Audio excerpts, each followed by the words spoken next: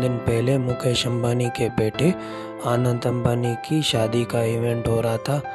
बल्कि ये खाली इवेंट था, शादी तो अभी बाकी है दोस्तों। कहा जाता है इस शादी में तकरीबन 1000 करोड़ से भी ज़्यादा खर्चा आया है। देखा जा रहा है कि शाहरुख खान भी मेहमानों को खाना सर्व कर रहा था। अमिताभ जो बड़ा बॉलीवुड का एक्टर है वो भी खाना सर्व कर रहा था।